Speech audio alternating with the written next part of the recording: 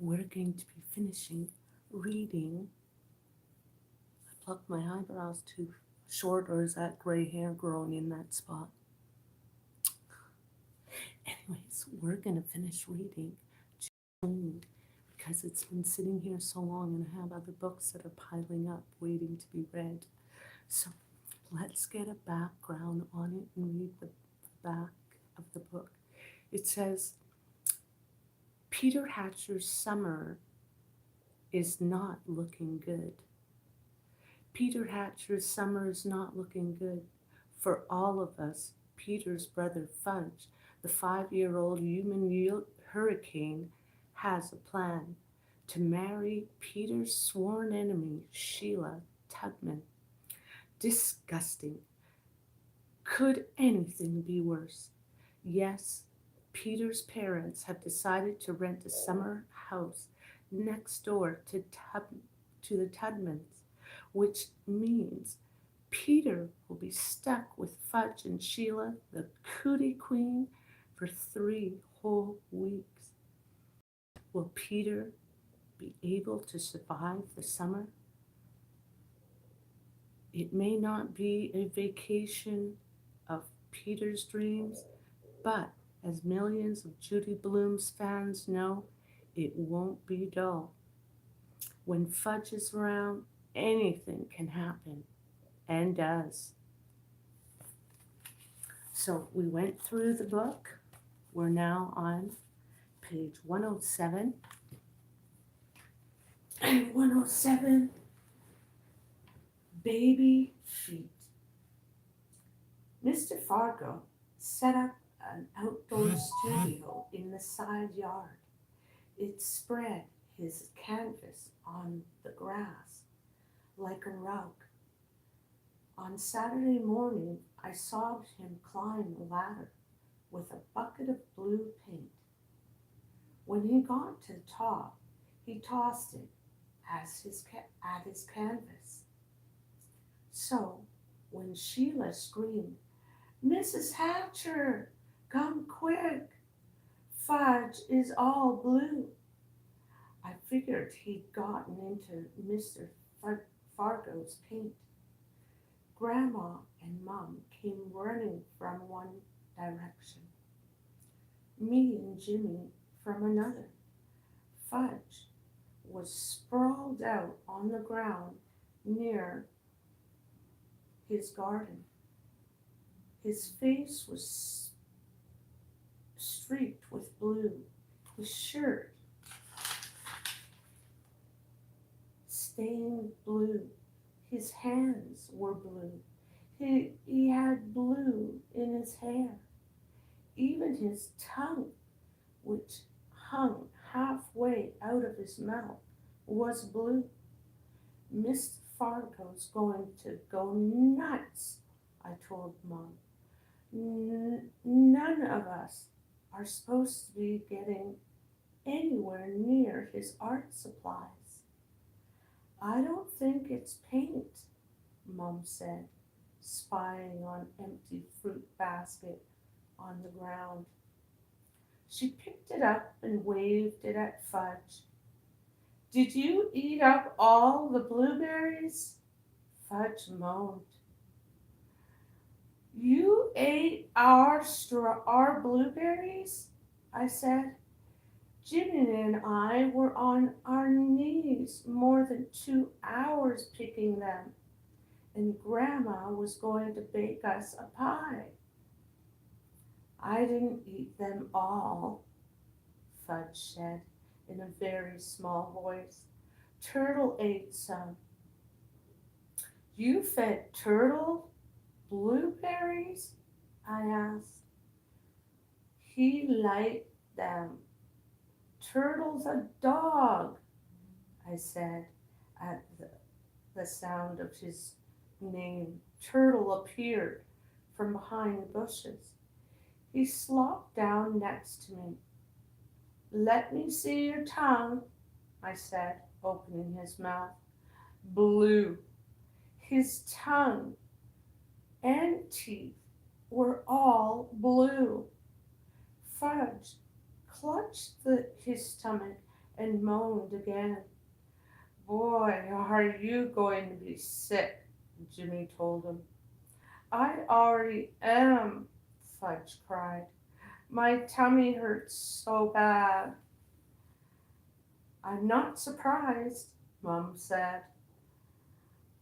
I know exactly what he needs, Grandma said, heading for the house. She came back with that peppermint medicine we get every time we have an upset stomach. Down the hatch, she sang, feeding him one teaspoonful. How about some for Turtle? I asked. Why not? Grandma said. What's good for the goose is good for the gander. I held Turtle's mouth open and Grandma poured a spoonful. Blue gas, Jimmy whispered. He's going to make blue, steamy, gurgling gas. I don't want blue gas, Fudge cried. What are you talking about? Mum said. There's no such thing in as blue gas. There is if you eat enough blueberries, I told her. Really, Peter, Mum said. Let's not make this any worse than it already is. Dad missed the blueberry adventure. He'd gone to the town dock right after breakfast to see about renting a sailboat. By the time he got back, Mum had carried Fudge to the porch where he lay on the old wicker couch. Everyone gathered around the blueberry boy. Everyone had a suggestion for him. Lie on your tummy, Fudge, Mrs. Tubman said. That's what I do when mine hurts.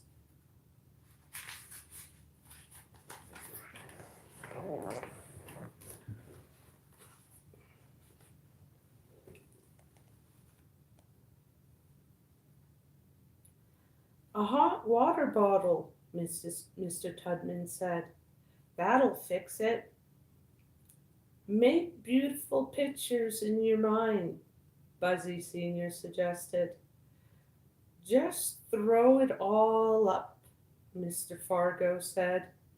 Sheila was about to say, Phew, disgusting, when Dad ran up to the porch steps. I've rented a nice little 19-footer, he announced. You could tell he was really excited. We can take a picnic lunch. He stopped when he saw Fudge. What's wrong with Fudge? He asked Mum. Why is he all blue? It's a long story, Mum said. I'll tell you about it later. Dad paused for a minute and shook his head. Then he said, Well, I've got the boat from noon to 4 and I can take up to 6 passengers. I know Peter wants to come. How about the rest of you? I've never been sailing, Jimmy said. No problem, Sheila told him. I'm an expert. I'll explain everything to you. Somebody should tell the Guinness Book of World Records about her, I thought, since she's the world's leading expert on everything. Count me in, Grandma said. Count me out, Buzzy Sr. said. Buzzy, Grandma said. You don't like sailing? About as much as a fish likes being out of water. Mr. Fargo said thanks, but no thanks. Mrs. Tubman said she really wasn't into water sports, but she'd go if Mr. Tubman would. Mr. Tubman said He had no sailing experience, but he'd always wanted to give it a try. What about Fudge? Sheila asked Mum.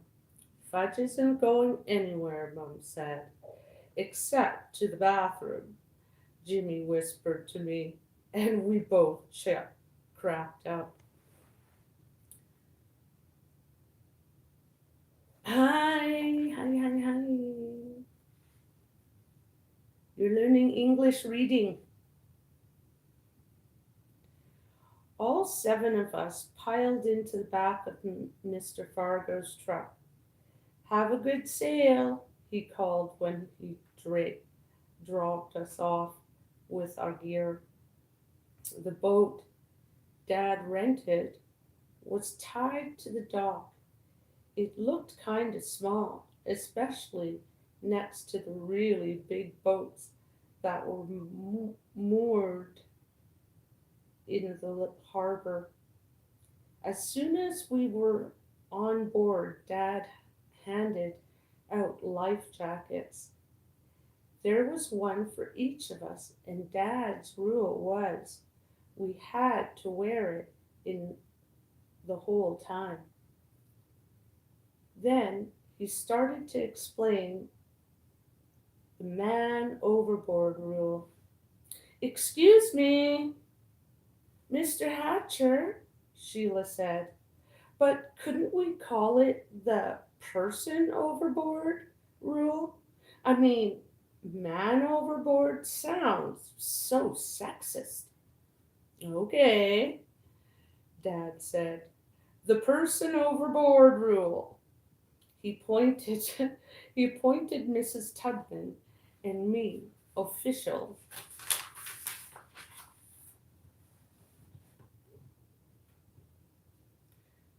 spotters. If anyone fell into the water, our job was to point. No matter how the boat turned,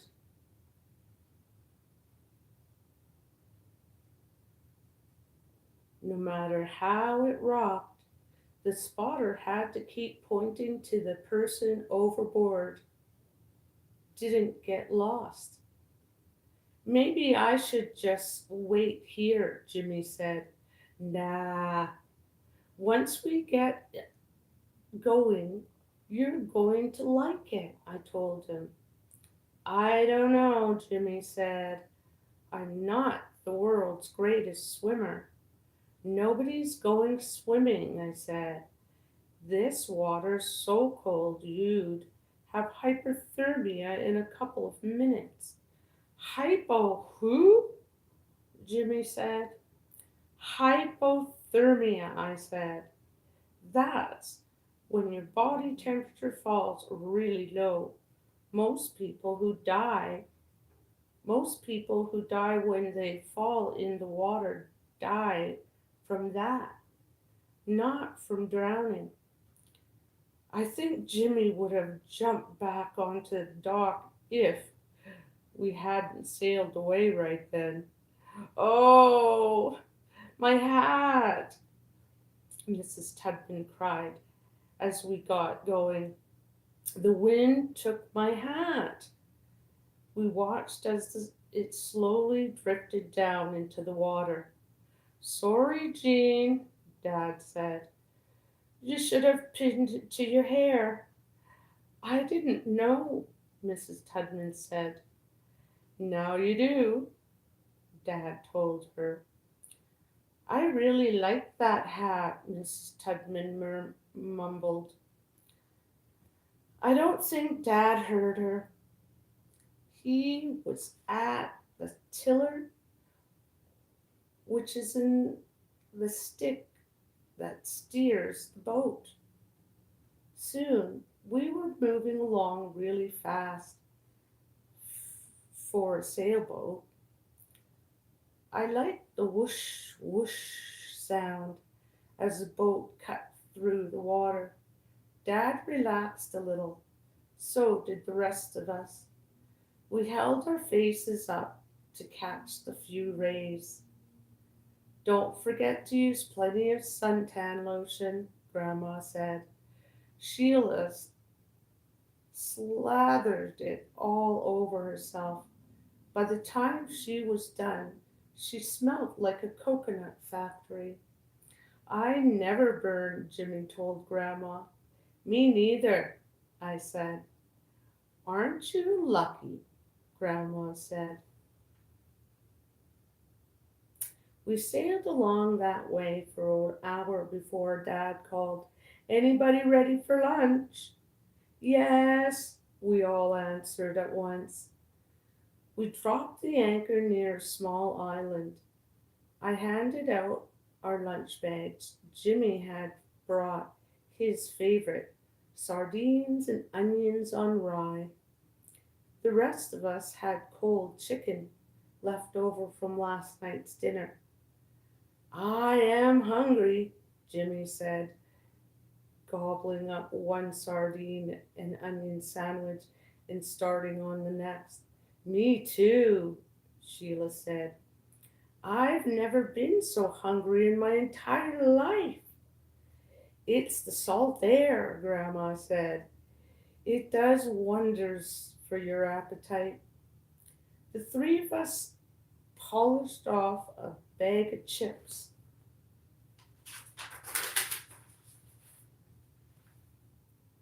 a box of cookies, and all the juice. Then we hit the fruit. Don't stuff yourselves, Grandma told us. It's better to eat lightly when you're sailing.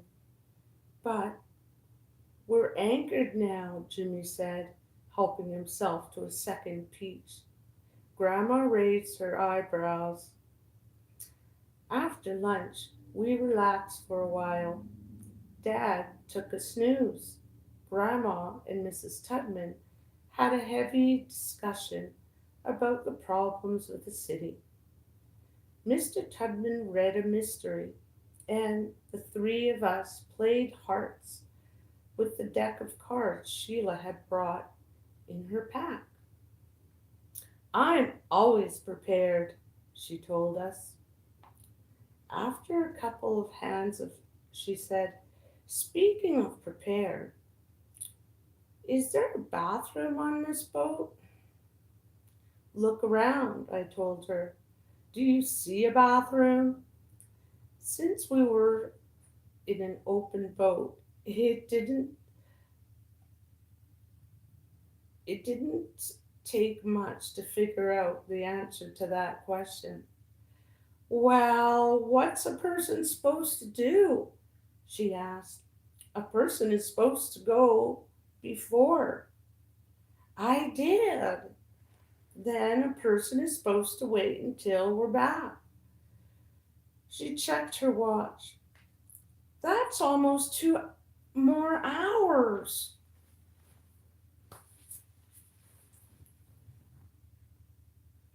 If it's an emergency, Dad had a bucket. Dad has a bucket, I told her. A bucket? She said. That's disgusting, Jimmy said.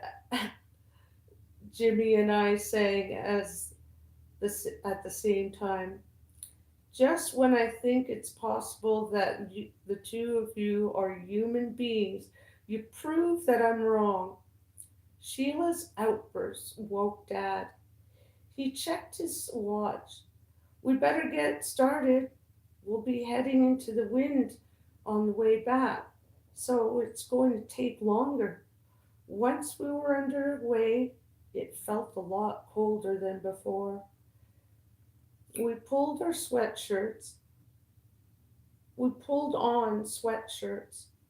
Sheila shivered and moved closer to me. I moved away from her and closer to Jimmy. It took more and more wind. It got more and more windy as the sky filled with gray clouds. The boat tipped and water splashed over the rail, spraying us. That's when Jimmy grabbed my arm and said, I feel funny. Dad, I called. Jimmy feels funny. Keep your eyes on the horizon, Dad told him. What horizon? Jim asked. His eyes were rolling around in their sockets and he was turning green. Grandma said, breathe through your nose.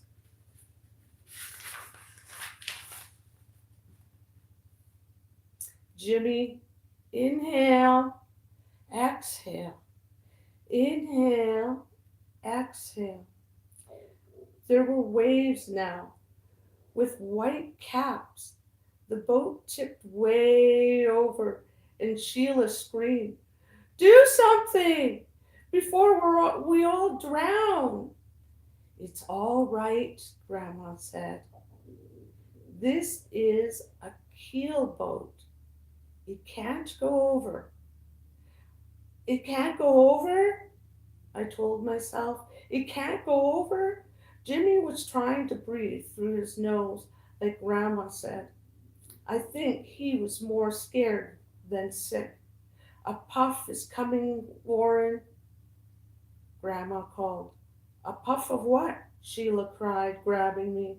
A puff of wind, Grandma said. Look at the water. You see how it's ripping in front of us? Then she shouted to Dad, Warren, head up in the puff. All of a sudden, the boat, which was already tipped halfway over, tipped so far the sails touched the water. The tugmen screamed and clung to each other. Sheila dug her fingernails into my hand. Jimmy's groaned and hung on to me. He breathed and his sardines and onions right into my face. Let Muriel take the tiller, Mrs. Tubman yelled. You want Muriel to be captain? Dad said. Fine. Really, Warren, Grandma said. You're overreacting. But she switched places with him and took the tiller, shouting out orders. Ease the sheets, Warren. We're going to sail off the wind. It may take a while longer, but we'll all be more comfortable. The boat straightened up and sailed more smoothly. Jimmy released his grip on me. So did Sheila. Her nails left marks in my hand. The Tubmans breathed more easily, and Dad sulked. Grandma sailed the boat in like a pro. She explained everything as she did it to make us feel more secure. Now, as we pull up, Warren, will you jump onto the dock? She said. And while he ties us up, I'll drop the sail. She looked over at Dad. Wait for me to give you the signal, Warren. But Dad didn't wait. He jumped too soon and landed in the water. Person overboard! Sheila shouted. Mrs. Tubman and I remembered our responsibilities. We pointed at Dad. We pointed as some guy from the dock reached into the water and pulled him out. We pointed as someone else wrapped him in a blanket. We pointed until Dad looked up at us and called, okay, that's enough. You can stop pointing now. He was shivering so hard his teeth clicked.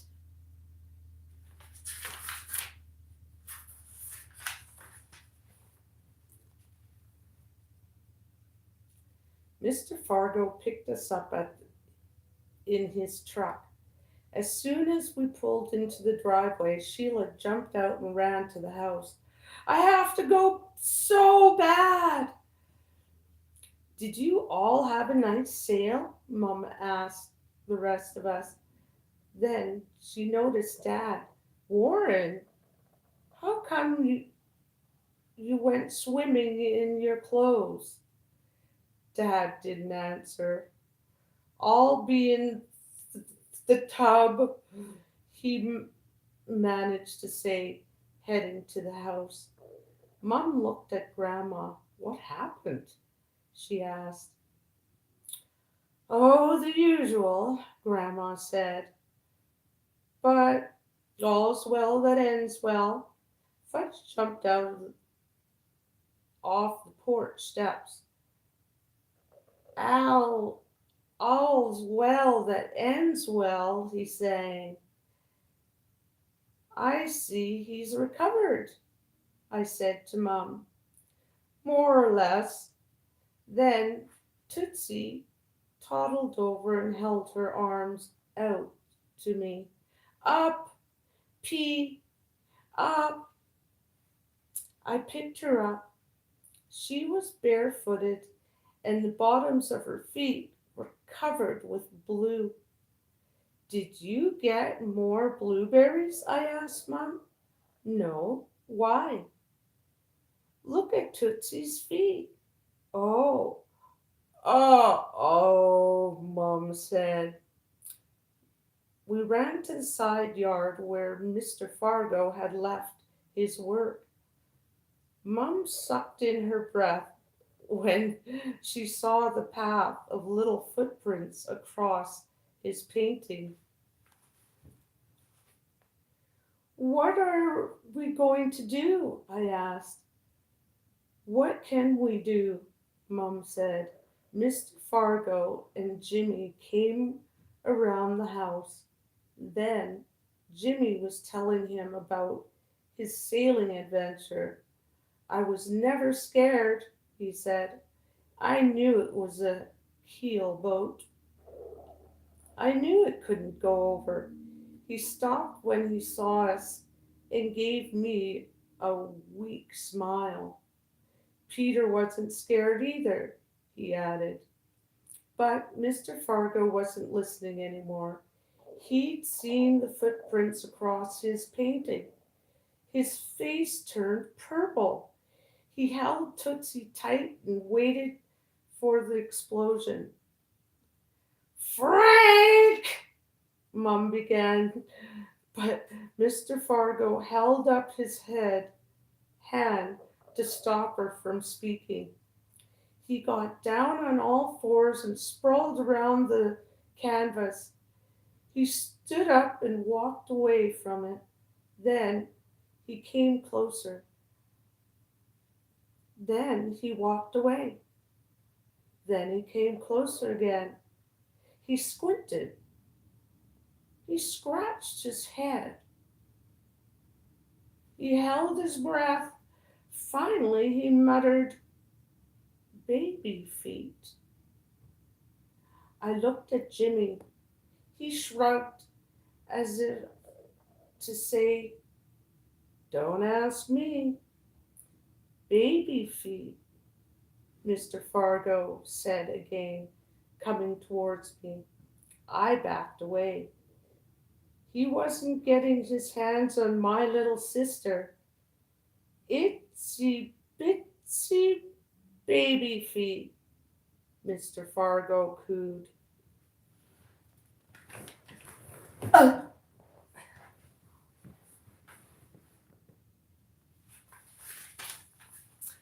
Itsy bitsy teeny weeny baby feet. He tickled the bottoms of Tootsie's feet, and she squealed. Then he laughed. Mr. Fargo actually laughed. How'd you like to be my partner, Tootsie Pie? She held her arms up to him. He swung her up in the air. I think we've got something here, he told her. I think those little baby feet of yours are going to be a big hit. None of us knew what he was talking about, but we were all relieved That night after supper, Jimmy and I used up a whole jar of Noxzema. We had sunburned faces, necks, and ears. Our ears hurt more than anything. Why didn't you use suntan lotion? Mom asked. I never burn, Jimmy said. Famous last words, Grandma said. Then Dad, who'd had supper in his room, came down to in his robe. He clinked the spoon against the glass and said, I'd like your attention for a moment. Everyone looked at him. I believed I behaved very badly this afternoon, he said, and I want to apologize to everyone on the boat, but especially to Muriel, who saved the day. Apologies accepted, Grandma said. I was proud of Dad for admitting that he'd acted like a sore loser. So, when he looked over at me, I gave him the high sign and he smiled. Then Mr. Fargo clinked the spoon against the glass. He stood up and said, I want to thank Tootsie for walking across the canvas and giving me the idea for a series of paintings called Baby Feet. Hear, hear, Buzzy Sr. said, raising his coffee cup. Let's have a toast to Baby Feet and to Muriel, who always saves the day. He gave Grandma a big kiss. Grandma blushed. Buzzy, she said, not in front of the children.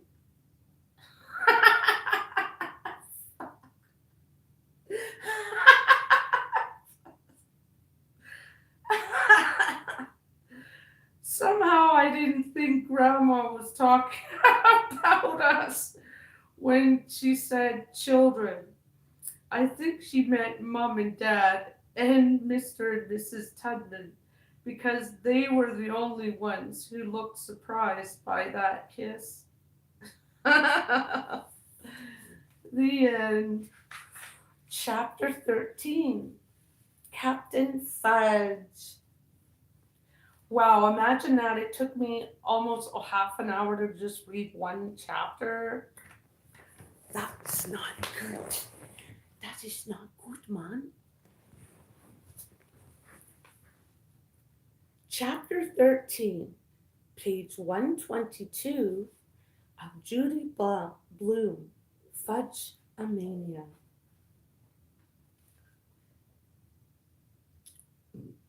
Look at my Mitzi, Fudge said early Sunday morning. The two of us were on the porch waiting for Grandma to call us in to breakfast. She was making pancakes as a special treat. Doesn't it look good? He handed his baseball glove to me. Feel how soft it is. What did you do? I asked. There were dark splotches all over it. Oiled it like the man in the store said. What did you use? Yes. I sniffed his glove. There was a familiar smell to it. I'll give you a hint, he sang. It's pink. Pink oil. Yes, he said. You give up. You give up? Yeah, I definitely give up. Oil of Olay. He gave me one of his satisfied smiles. You used oil of Olay on your baseball mitt? He nodded proudly. Oil of Olay is for skin, turkey brains, Mom uses it for her face. It's not a turkey brain. You're the turkey brain. You're just jealous because your mitt's not soft as mine. Yeah, right. And I'm jealous that my mitt doesn't smell like pink stuff, too. I think I like that smell. I'm glad because you're going to be smelling it for a long time. What did you do? Use up the whole bottle? The man in the store said to oil it every night. Remember? He said a few drops. And he was talking about Neat's foot oil. What's Neat's foot oil? It's what you're supposed to use on a baseball glove.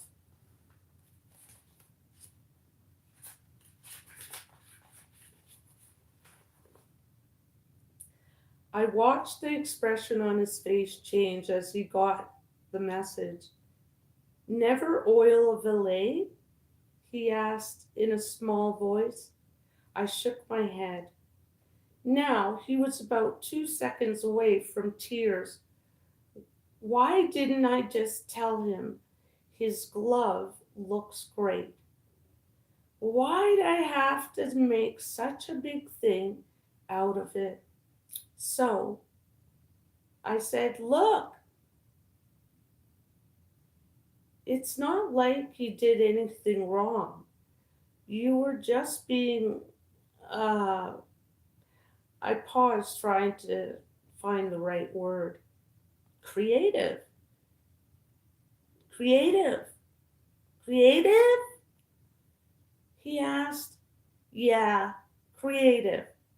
I handed him his glove and went to see what Jimmy was doing. He was still in bed, sound asleep.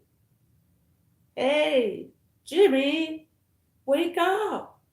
He rolled over and buried his head under the pillow. I'm not getting up today, he mumbled, curling himself into a ball. I pulled the covers off him. The ball game starts at 10 a.m. What ball game?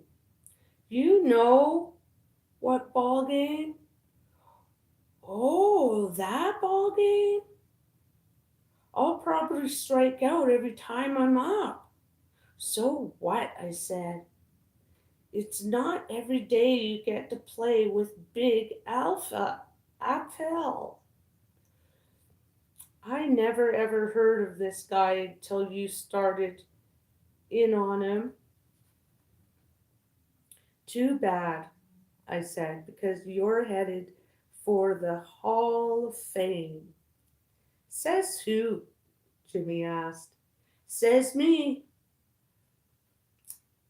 There were more people at the high school field than I had ever seen in Southwest Harbor, and more dogs than I had ever seen anywhere except in Central Park on a sunny day. Enough dogs for a team of their own. When Sheila saw all those dogs, she screamed and ran back to her father's car. I'll wait here, she said, slamming the door. It's going to be a long wait, Mr. Tudman told her. I don't mind, Sheila said. I brought a book, just in case. I thought you're not afraid of dogs anymore, I said. I'm not, once I know them. But strange dogs could give you diseases. Not all, not if you don't kiss them, I said. Ha ha. If you change your mind, Mr. Tudman began. I'll never change my mind, Sheila told him. Mr. Tudman shook his head, but he didn't force Sheila out of the car.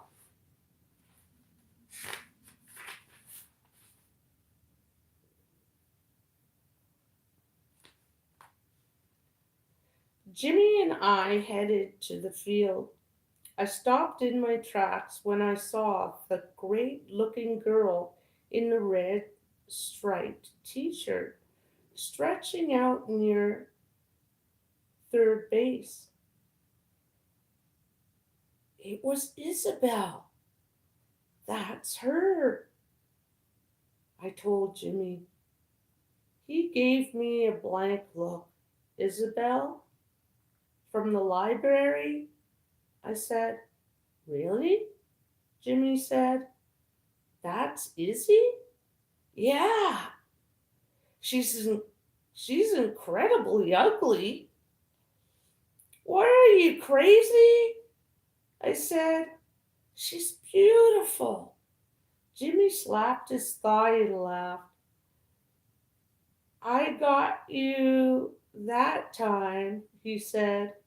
Very funny, I told him. There were other familiar faces too. The woman who owns Oz Books was there. I called her Dorothy of Oz, even though that's not her real name. And the butcher from Sawyer's Market, Bicycle Bob, was there too. He said, so, how's the newest member of the ISAF club? Great, I told him. Keeping your mouth shut? He asked. I'm trying. That's the way. He cuffed me on the shoulder. Suddenly, a low murmur ran through the crowd. Everyone looked towards home plate, and there he was, dressed in full Red Sox uniform. Big Apple fell in the flesh. I recognized him right away. First, by his high socks, height 6 feet 6 inches without spikes, and second, because he still looks a lot like the pitcher on the baseball card, except he's gained a few pounds and now his hair is gray. Everyone gathered around him. You could feel the excitement. Mitzi and Fudge were right in the middle of it, each with an arm around one of Big's legs. I tried to work my way closer, but I got shoved aside by the guy from the hardware store. My heart was pounding. Please let me on his team, I prayed. I'll never ask for another thing if I can just play on his team. Then Big spoke. His voice boomed. Hey, Rindo Ernesto says, hope you're doing okay. Yes, I'm in the middle of reading ASMR in gloves later. Yes, yes, yes. Let's continue. We're almost done this book and we can get to read a new one. So I'm getting better at reading. It's post-concussion. I had a head injury. So anybody who doesn't know me, I had a hard time reading last year. I couldn't read. Now I'm able to read at a grade 4 or 5 level. But it's better than nothing. You have to walk before you run. Anyhow, so then Big spoke and his voice boomed. As most of you already know, these old knees aren't what they used to be. I can't take the field or run the bases anymore. He looked right at me and nodded as if he knew me. But I can still knock one out of here every now and then. I cheered with the crowd. So, to be fair, he continued, I bat for both sides.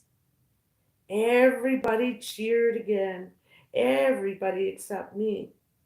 What? I said. How can you bat for both sides?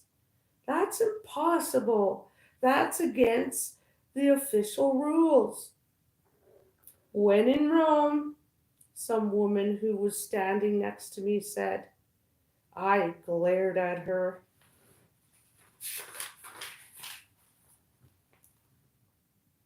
She glared back and repeated the whole phrase, as if I hadn't gotten it the first time.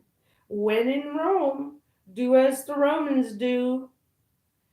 I've got news for you, I told her, feeling my face turn hot. We're not in Rome. And I've got news for you, Junior, she said. Rudeness will not be tolerated in this game. Who's being rude? I asked. Cut it out, Peter, Jimmy whispered, grabbing my arm. I shook him off. Calm down, will you? He said. It's just a game. I suppose you think it's fair for him to bat for both sides. Yeah, I do. I looked away. My throat felt tight. Big grabbed a fistful of straws, and everyone who wanted to be captain drew one, including Jimmy and me.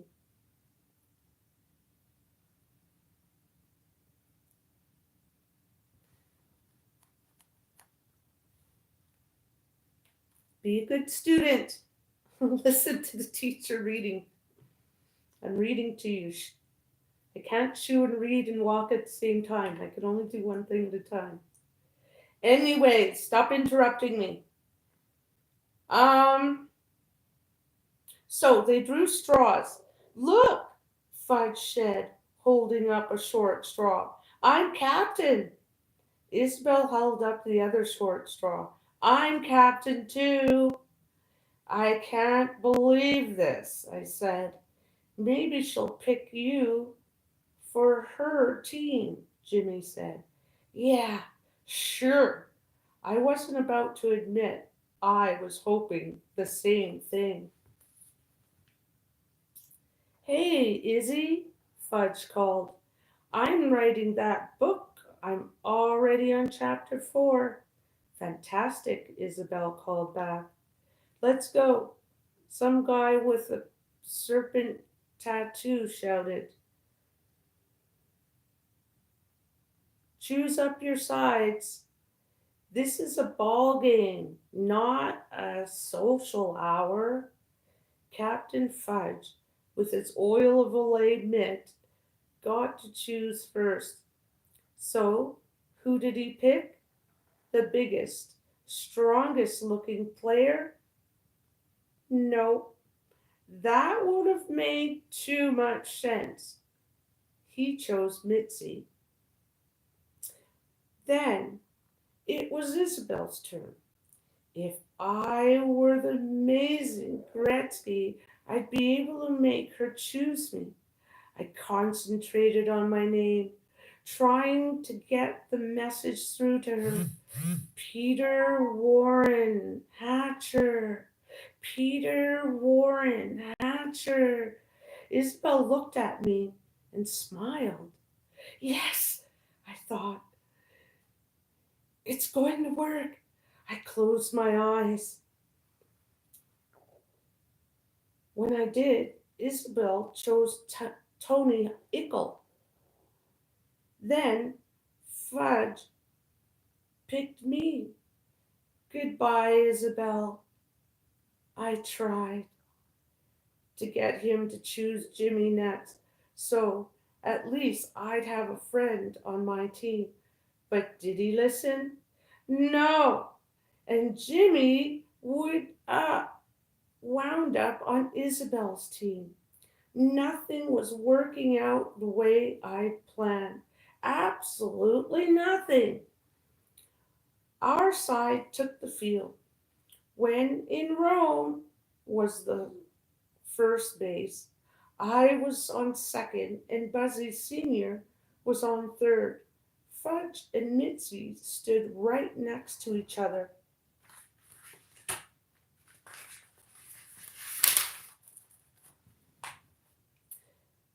At shortstop, and Dad was on the mound. Isabel's team lined up.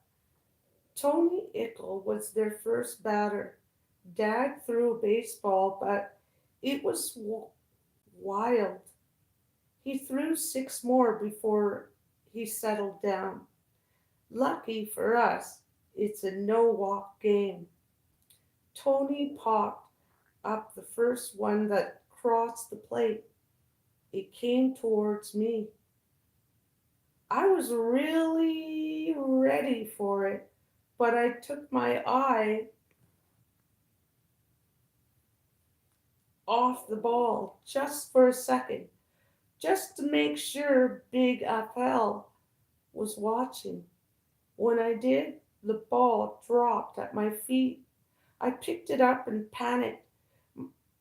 My throw to first went over the head of When in Rome. Wake up, Junior, she yelled. Where are your eyes? Ow, I'm getting a pain in my chest.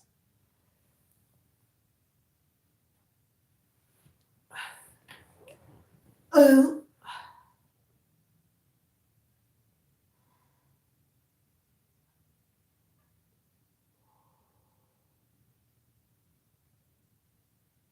ow. Oh, I must have had my arm bent too long.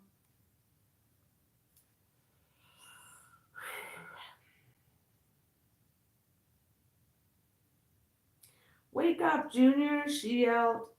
Where are your eyes? In the back of your head?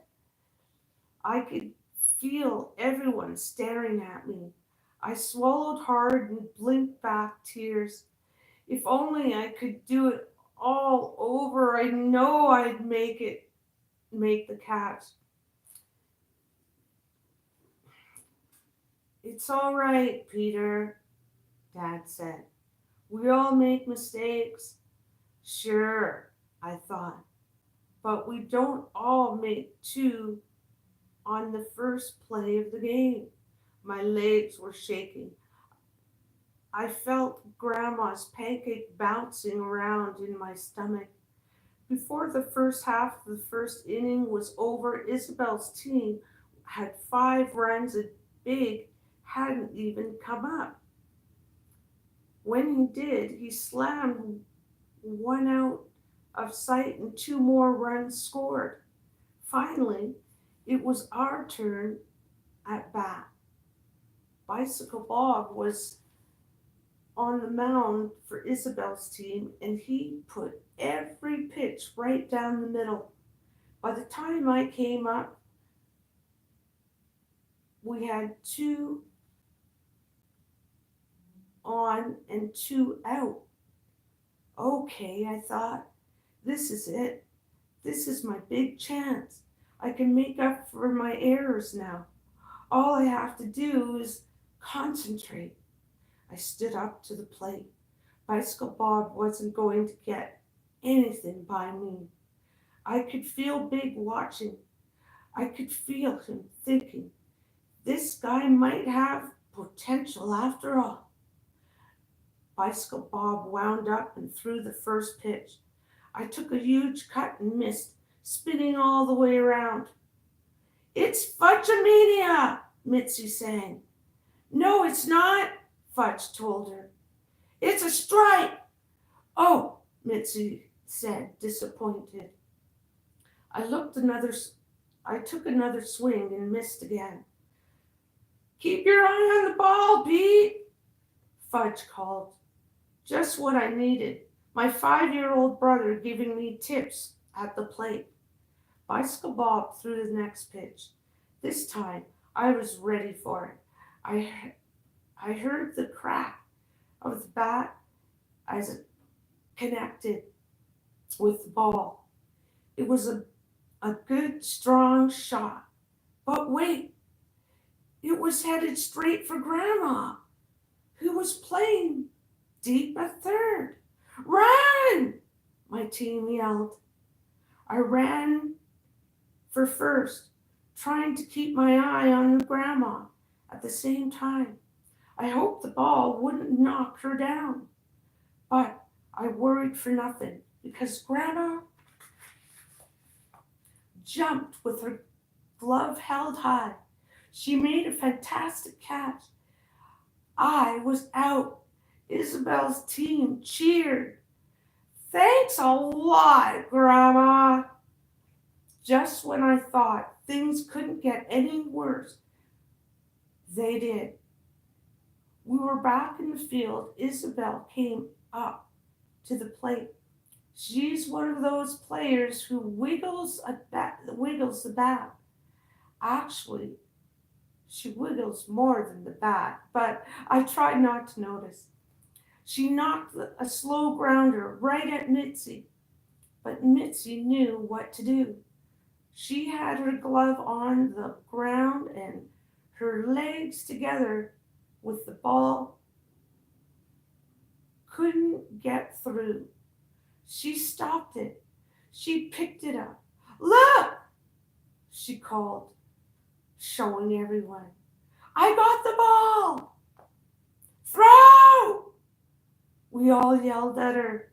She looked confused, then threw the ball to Fudge, who was standing right next to her.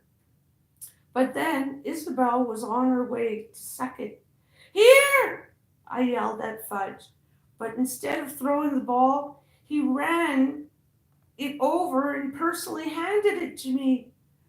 By then, Isabel was on the way to third. Throw, Peter! Buzzy Sr. yelled, but I was scared. I'd throw it away again. So I decided to fake a throw instead. And it worked. Isabel headed back to second. When she realized I still had the ball, she turned and tried for third again. We had her strapped between the bases. There was only one sure way to get her out. So I ran after her. It wasn't my fault. She changed directions again, and we collided, falling to the ground together. This isn't baseball, she shouted. Then she stood up, brushed herself off, and marched off the field. Yeah, Izzy, Fudge cheered. Or no, it was, yay, Izzy, Fudge cheered. She's on the other team, I told him. You're supposed to cheer for me. I'm the one who's tagged her out. Yay, Pete! Oh, and Mitzi cheered, jumping up and down. They were the only ones who did.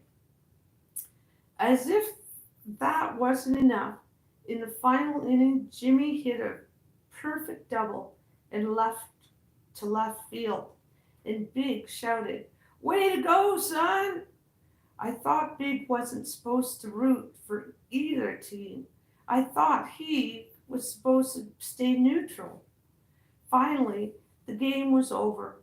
Captain Fudge didn't mind that his team lost 26-8, or that he struck out every time he came to bat. He and Jimmy yacked all the way home. They sang, take me out to the ball game. They sang,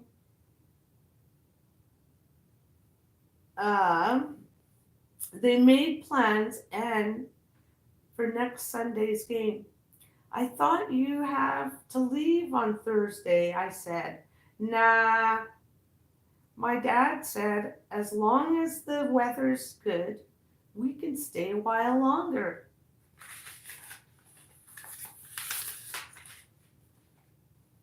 Great, I said, but I wasn't sure I meant it. Big says I have real potential, Jimmy said. He says I just have to build up my confidence. He says once I have confidence, there wouldn't be any stopping me. I might even be heading for the majors. Great, I said again. Now I knew how Dad felt yesterday on the boat, like a real loser. And it's all thanks to you, Peter, Jimmy said, dropping his arm over my shoulder. If you hadn't forced me of bed this morning, none of this would have happened. You're really my best friend, and you're my best brother, Fudge said, planting, planting a sticky kiss on my face. Maybe I'm not such a loser, I thought. Maybe today just wasn't my day. But next Sunday would be completely different. Next Sunday, I might make a fantastic catch and hit a grand slam home run. Anything's possible in baseball.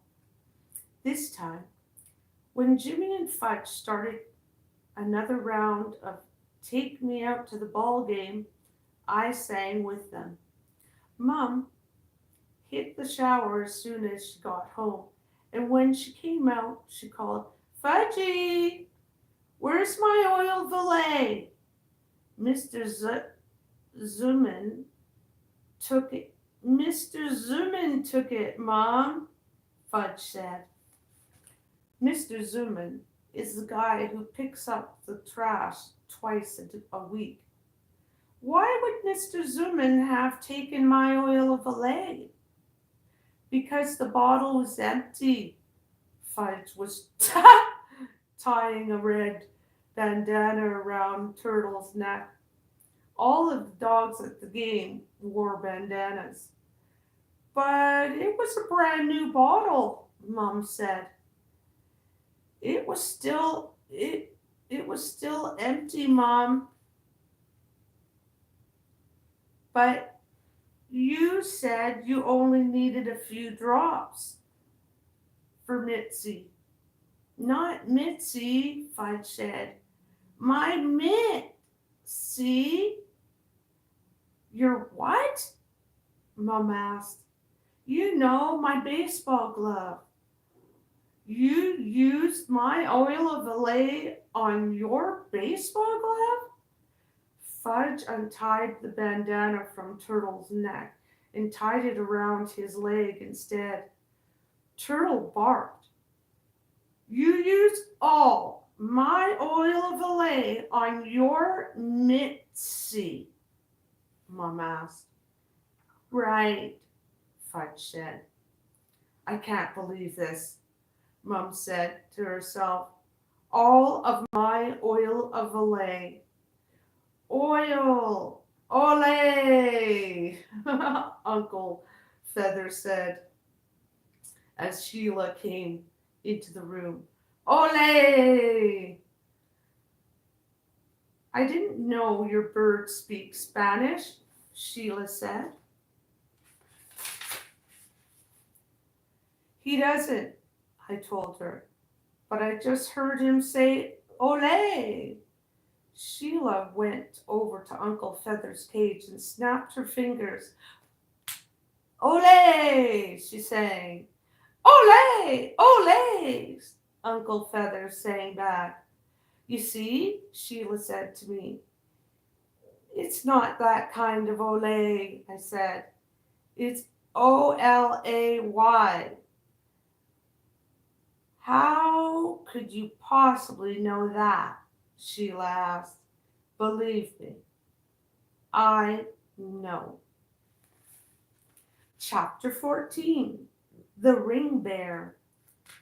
Chapter 14 is the second, oh, wait just a second. This is going to be the last chapter, I believe. So listen carefully because we want to know what happens. Let me just make sure.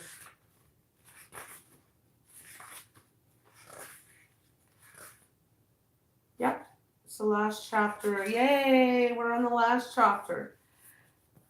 Chapter 14, Judy Blume, Fudgemania, page 137. The Ring Bear. Big news, Mr. Fargo announced 2 days later.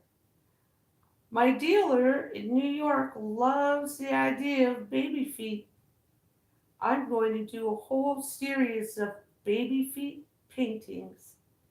And when I'm done, there'll be a show at the gallery in Soho. You'll all have to come. He picked up Tootsie and shook her. We're going to be famous, Tootsie Pie. How about rich, Dad? Jimmy asked. Could we get just a little bit rich while we're at it?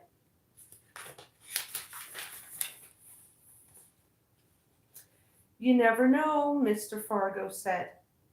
And for the second time that week, he laughed. If Mr. Fargo gets rich on Tootsie's footprints, will Tootsie get something too? I wondered. That's wonderful news, Frank, Mom said. Speaking of wonderful news, Grandma said. She and Buzzy Sr. stood with their arms around each other. Buzzy and I, Grandma looked up at him and smiled. There's only one way to say it, Buzzy Sr. said. Then he cleared his throat and began to sing. Who can explain it? Who can tell you why? Grandma joined him on the next line. Fools give you reasons, wise men never try. Mother,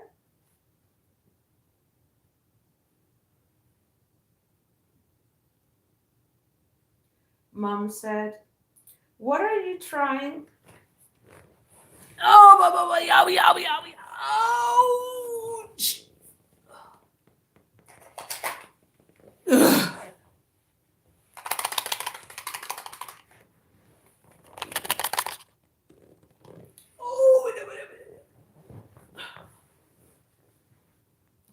Attends que je finis lire ce livre-là.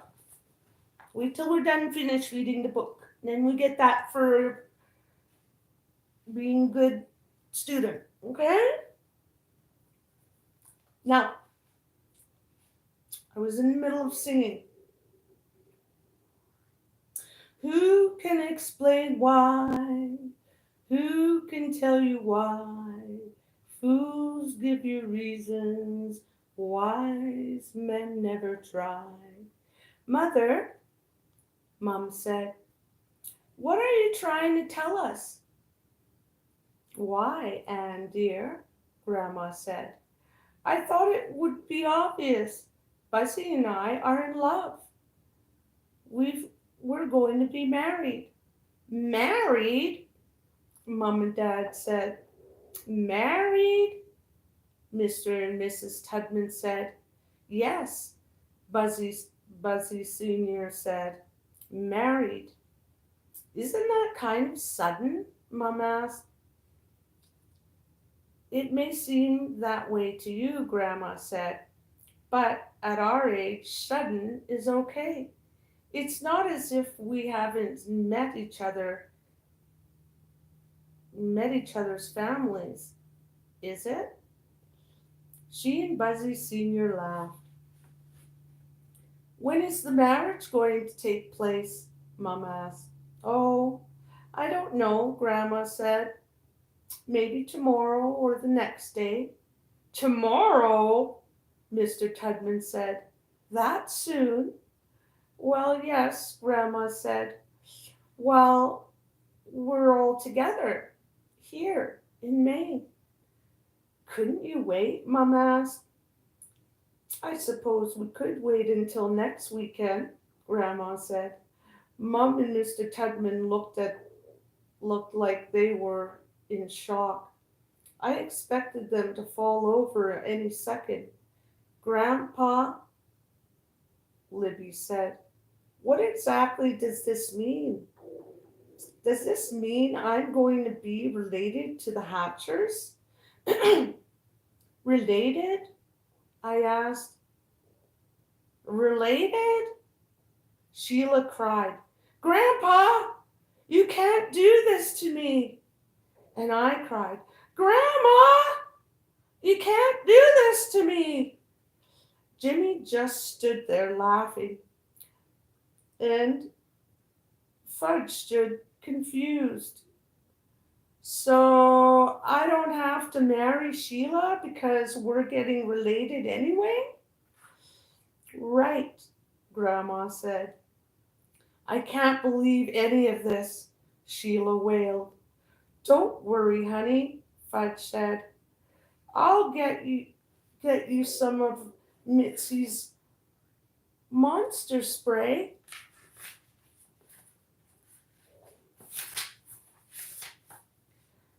Well, Mr. Fargo said, this calls for a toast. Didn't I see a bottle of champagne on ice? Good thinking, Frank, Buzzy Sr. said. So, there's going to be a wedding in Maine after all, except Sheila and Fudge aren't going to be the bride and groom. Grandma and Buzzy Sr. are. I don't know how I feel about that. I mean, I like Buzzy Sr.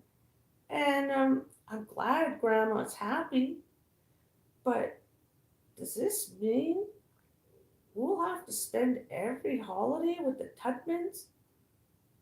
Does this mean I'm stuck with Sheila as a stepsister? Something? For the rest of my life? That night, everyone sat around making wedding plans. Even Mum and Mr. Tubmans got involved. I guess it just took them more time than the rest of us to get used to each other's idea of his father marrying her mother. He went to keep it, we want to keep it very simple, Grandma said. Something informal, outside, under the trees. Trees? Tootsie said. Yes, sweetie pie, Grandma said. Trees. She bounced Tootsie on her lap. Muriel, Sheila said, can Libby and I be your bridesmaid?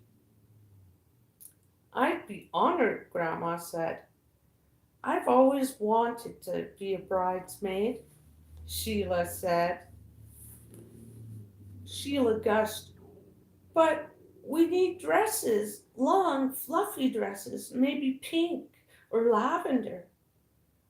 Oh, let's not bother with dresses, Grandma said. But all we have up here are jeans, Sheila said. We can't be bridesmaids in jeans. You can if you're creative, Grandma told her. What about me? Fudge said. I'm creative. Can I be a bridesmaid too? You can be the ring bearer, Grandma said. What's the ring bearer? It's like a bird breeder, I told him. Really? He asked. No, Mom said. Peter's just being very silly. The ring bearer carries the rings, Grandma said, on a pretty little pillow. What rings? Fudge asked. the wedding rings, turkey brain. I thought you knew all about getting married. All I know is you get to sleep in the same bed. That's the best part, Buzzy Sr. said. Mom shook her head. Really, Buzzy?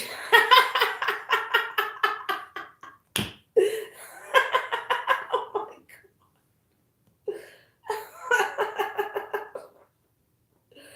Grandma and Buzzy Sr. decided on a Saturday morning wedding so they wouldn't interfere with the Sunday ball game.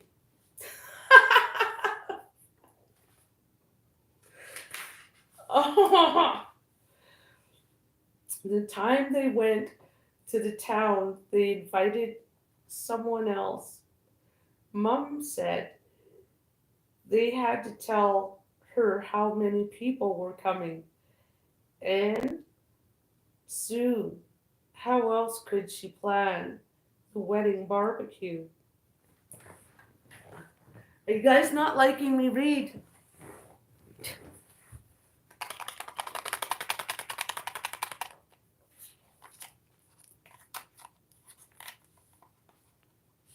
Let me sit up.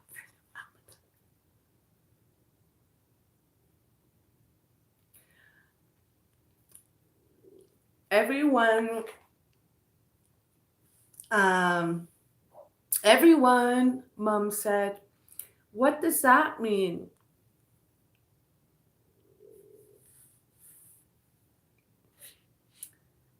It meant the guy from the hardware store, the butcher from Sawyer's Market, Dorothy of Oz, and the couple from the jewelry store who sold them their wedding rings. It meant the Eagles from the ice cream parlor, Bicycle Bob, Isabel from the library, and Mitzi, Mrs. A, and Big. Mum worried about the weather, but when we woke up that on Saturday morning, it was clear and warm. We all helped decorate the yard. We tied pink ribbons around the swing tree and set pots of pink flowers on Fudge's garden. Sheila and Libby showed how creative they could be by sewing beads and ribbons all over their jeans and t-shirts. At the last minute, Sheila decided we should dress up our animals too.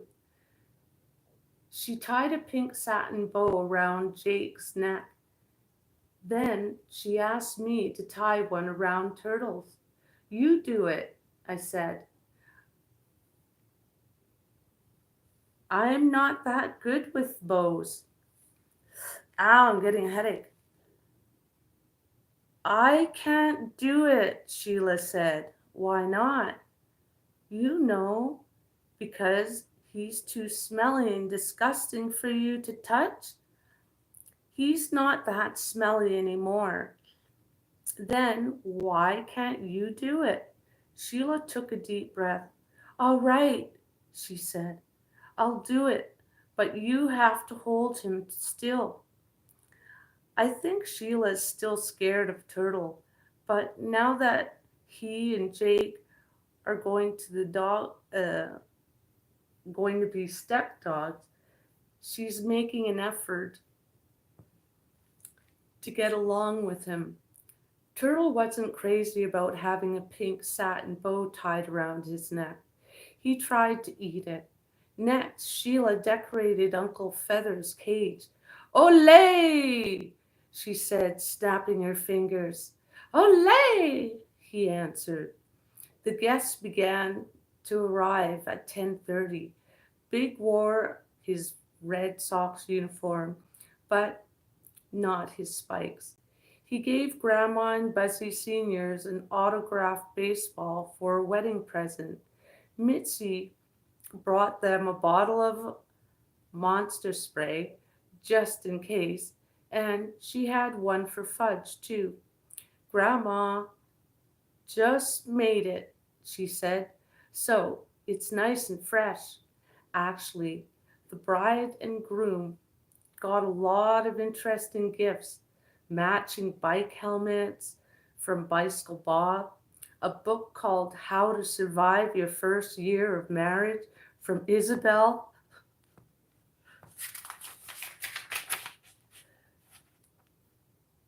a set of hand painted rocks from Sheila and Libby, a painting called Baby Feet Go to a Wedding from Mr. Fargo, the only copy in the entire world of Tell Me a Fudge by Farley Drexel Hatcher, and a 25-foot banner from Jimmy and me. We'd been working on it all week. It said, "Who can explain it? Who can tell you why?" Muriel and Buzzy, August 28, Southwest Harbor, Maine. Grandma and Buzzy Sr. liked it a lot, even though we forgot to include the year. Grandma said it was better that way. Just before the ceremony, Fudge asked Mitzi to help him to be ring bearer. He showed her the lace pillow with the gold wedding bands resting on it. Then he whispered something in her ear and they giggled. The fudge was was the last one to arrive. She pulled up in a shiny red pickup truck, wearing her fudge's robe. Oh, the judge, sorry. The judge showed up last. She looked familiar, but I couldn't remember where I'd seen her until she said, "What are you doing here, Junior?" It was when in Rome. "You're the judge?" I asked.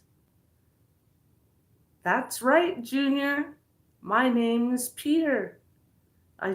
My name is Peter, I told her. Not Junior. And my grandmother is the bride. "Well, isn't that something?" she said. "I hope you behave yourself today." "When in Rome," I told her. This time she laughed. The ceremony began a few minutes after 11. The bride wore the white jogging suit. She bought it at the sports store where Fudge got his Mitzi. She had a pink flower tucked behind her ear. The groom wore a black jogging suit. He had a pink flower pinned to his sweatshirt. They kept smiling at each other. When in Rome started off by reading some love poem. I almost laughed because I had this picture in my mind of her playing first base in her judge's robe. Then she got down to the important stuff, like, "Do you take question?" She asked Grandma for first, "Do you take this man to be your lawfully wedded husband?" Grandma said, "Yes, I do." After that, Buzzy Sr. was supposed to place the ring on her finger. But just as he was about to take it from the lace pillow, the ring bearer and his helper sang, "Surprise!" And they started twirling, holding the pillow between them.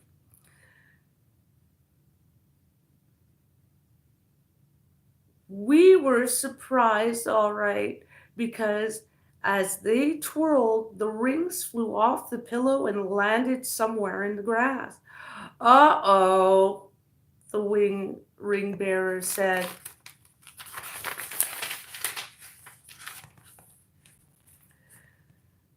Everyone got down on their hands and knees to search.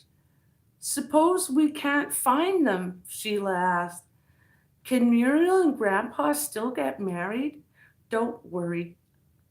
When in Rome, said, I'm here to marry them one way or another. Here's one, Dorothy and Oz, Dorothy of Oz called, holding up a gold band. It took a few more minutes before Bicycle Bob found the other. Okay, When in Room said, let's give it another try, and this time, no surprises. She looked at Mitzi and the ring bearer. But surprises are fun, Mitzi said. Next time you try that kind of a surprise, you're going to get a big surprise from me, she told them. They got the message. On the second try, everything worked. When in Rome pronounced Grandma and Buzzy Sr. husband and wife. When they kissed and everyone cheered, they almost everyone, a few people like Mom got teary-eyed. The wedding barbecue was a huge success. Big help Dad and Mr. Tubman tended grills. Tony Ickle had brought gallons of ice cream, and Mrs. A had backed, baked a blueberry wedding cake. So we all wound up with blue teeth, all except Fudge. He still won't get near a blueberry.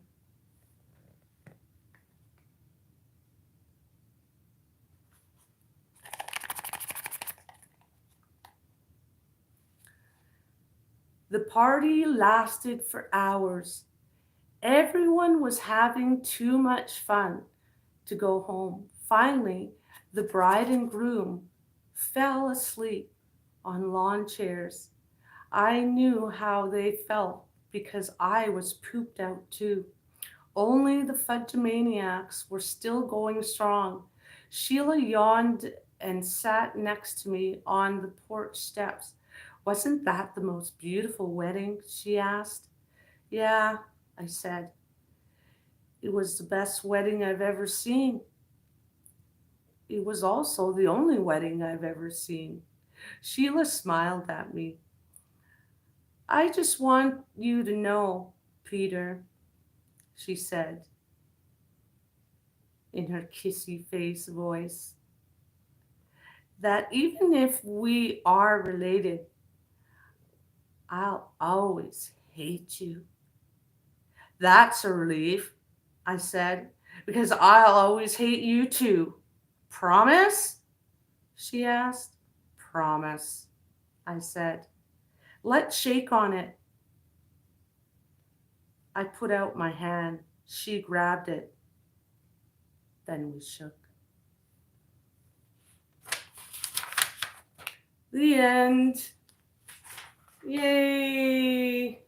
I made it. I did it. I read that book, guys. Now, for reading the book,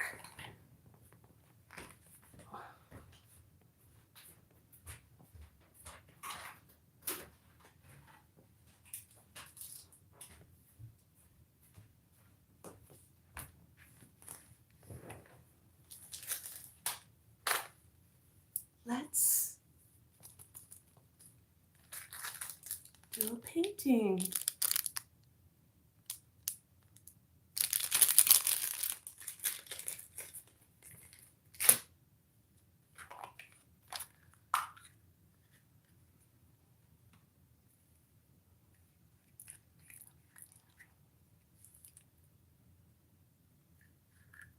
Mm.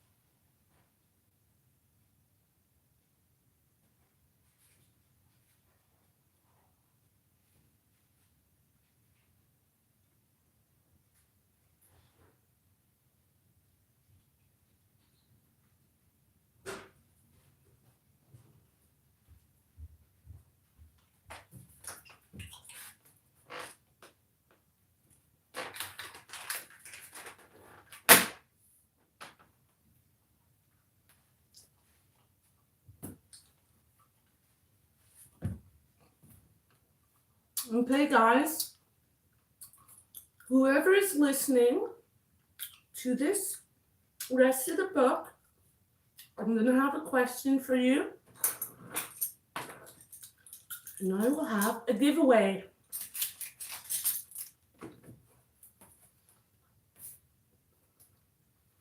So, if you listen to the story,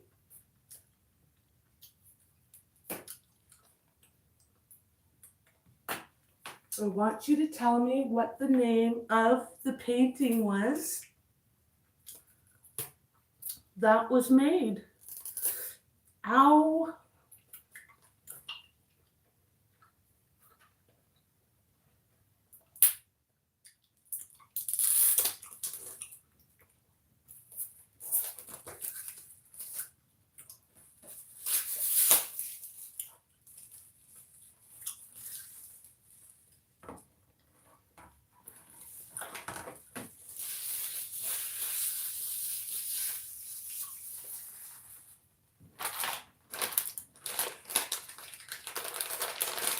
I think I'll save this for a different one.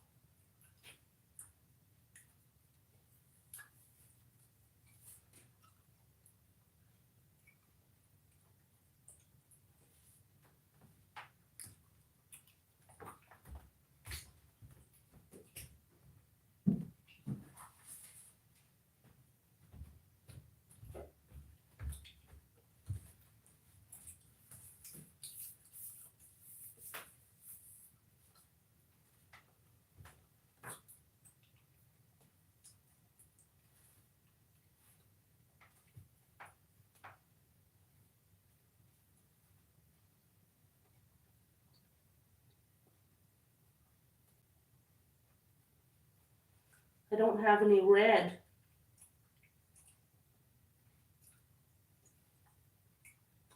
What can I use?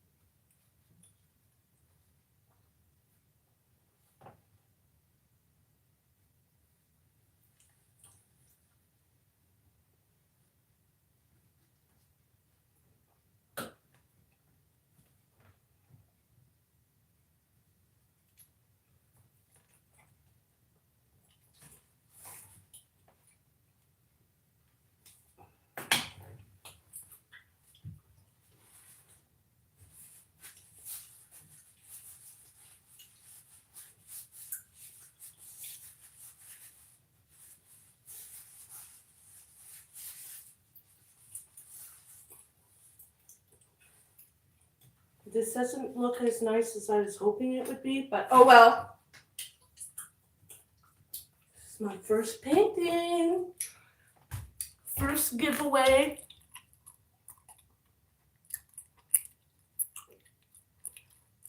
First giveaway of the year. You have to answer the question in the comments. What is the name of this painting? And then I will get back to you.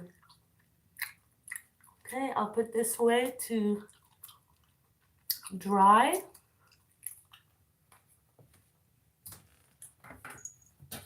I'll put it with this book so I don't forget.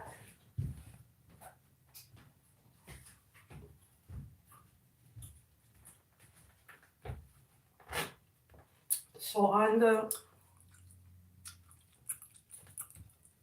14th, next Saturday, we will find out what the name of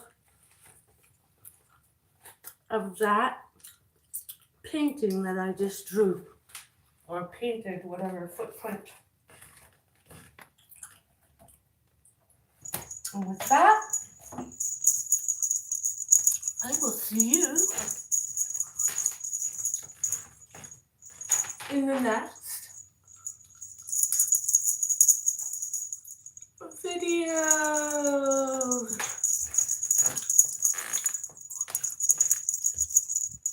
See you soon.